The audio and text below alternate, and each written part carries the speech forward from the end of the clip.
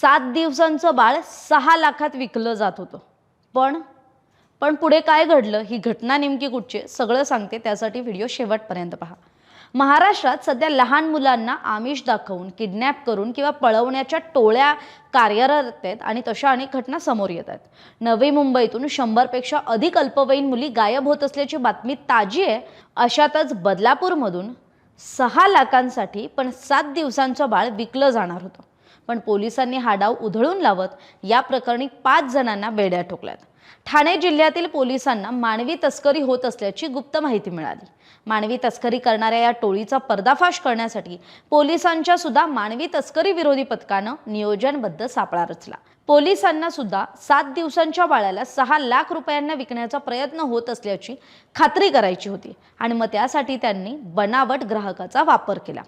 मानवी तस्करी करणाऱ्या टोळीसोबत संपर्क साधून बुधवारी म्हणजे 24 डिसेंबरला रात्री बदलापूर पश्चिम भागातील एका हॉटेलजवळ भेटण्याचा कट शिजला। या प्लॅननुसार सुरुवातीला या टोळीला टोकन म्हणून UPI द्वारे 20,000 पाठवण्यात आले।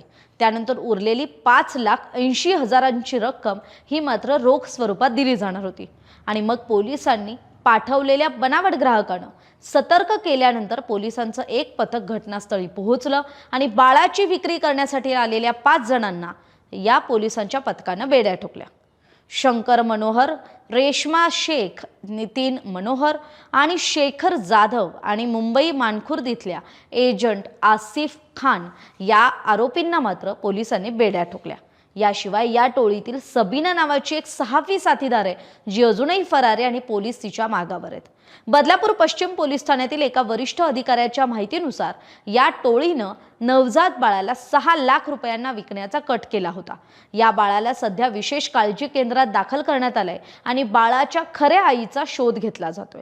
मात्र पोलिसांना संशय आहे की हे नवजात बाळांचं अपहरण करून ज्यांना मुलं बाळं नाहीत अशा जोडप्यांना बाळ विकण्याची ही टोळी सक्रिय असू शकते किंवा त्या एका घोटाळ्याचा हा भाग असू शकतो। आणि याचबरोबर नवजात बाळांना किडनॅप करून विकण्याच्या घोटाळ्यात रुग्णालय किंवा नर्सिंग होम यांचं जाळं सामील आहे का, याचा सुद्धा पोलिसांकडून तपास घेतला जातोय।